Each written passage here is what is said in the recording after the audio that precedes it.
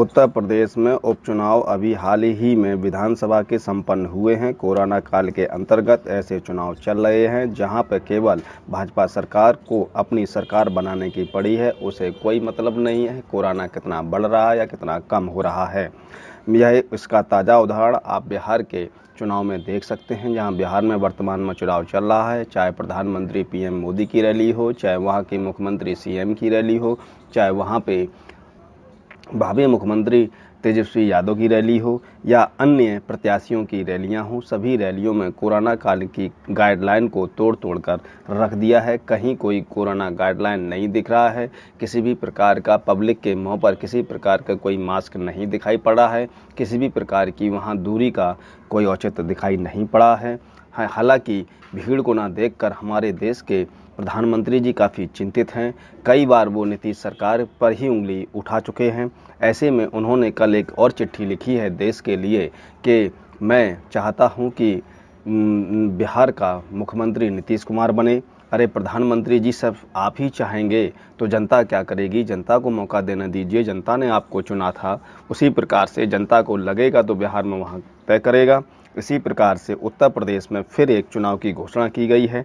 आखिर ये कौन से चुनाव हैं जिस पर योगी सरकार ने मोहर लगाई है? चुनाव आयोग ने तिथियां जारी कर दी हैं। आइए इस पर हम आपको बताते हैं। उत्तर प्रदेश में कोरोना काल के दौरान एमएलसी शिक्षक प्रकोष्ठ जो होते हैं, स्नातक प्रकोष्ठ वाले एमएलसीओं के चुनाव बहुत पहले होने थे, लेकिन कोरोना काल के कारण ये चुनाव कुछ समय के लिए आगे बढ़ा दिए गए थे।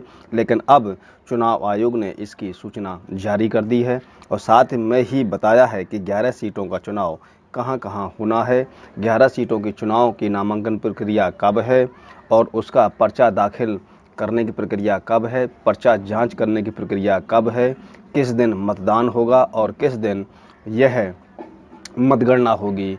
इस पर हम आपको पूरा विस्तार से बताते हैं। विस्तार से आप सुनिए। विधानसभा परिषद में शिक्षक व स्नातक कोटे की 11 सीटों पर चुनाव के लिए गुरुवार को अधिसूचना जारी हो गई है। इसके साथ ही नामांकन भी शुरू हो गया है।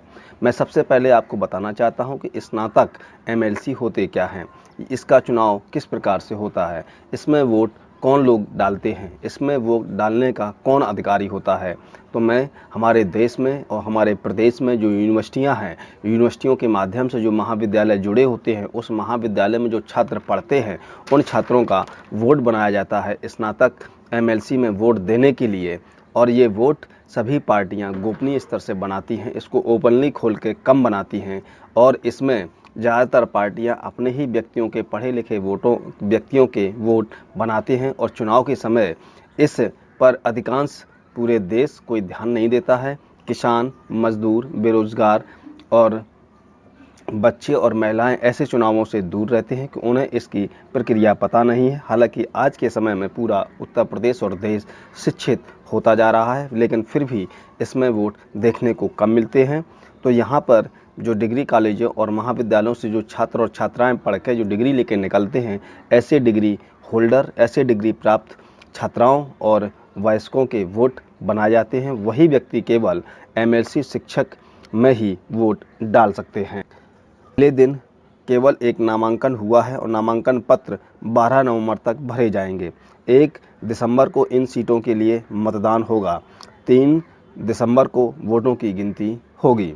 विधान परिषद में लखनऊ, वाराणसी, आगरा, मेरठ व इलाहाबाद झांसी खंड स्नातक के अलावा लखनऊ, वाराणसी, आगरा, मेरठ, बरेली, मुरादाबाद व गोरखपुर फैजाबाद खंड शिक्षक की सीट इस साल 6 मई को रिक्त हो चुकी थी।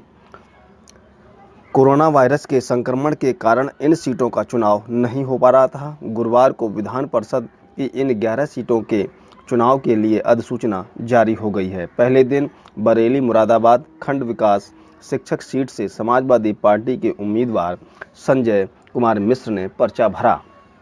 इन 11 सीटों में से 2 भाजपा, 2 सपा, 4 ओम प्रकाश शर्मा गुट व 3 निर्दलीय विधायकों का कब्जा था। यह पहला मौका है जब शिक्षक व स्नातक की सभी 11 सीटों पर राजनीतिक दल भी प्रत्याशी खड़े कर रहे हैं। इसके पहले इन पर राजनीतिक दल कम विश्वास करते थे, लेकिन ये पहली बार देखने को मिला है कि राजनीतिक दलों का भी रुझान एमएलसी की तरफ बढ़ा है। मुख्य निर्वाचन अधिकारी अजय कुमार शुक्ला ने बताया कि 5 नवंबर से 12 नवंबर के बीच नामांकन पत्र भरे जाएंगे। 13 नवंबर को नामांकन पत्रों की जांच होगी।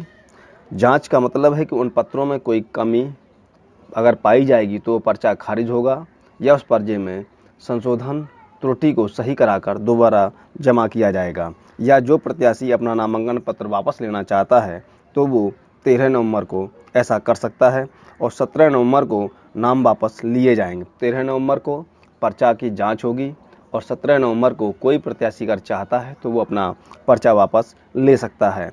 और 1 दिसंबर को सुबह 8 बजे से शाम 5 बजे तक मतदान होगा। आपको मैं पहले ही बता चुका हूँ, वो व्यक्ति मतदान करेंगे जो डिग्री होल्डर हैं, उनके वोट बने हुए होते हैं।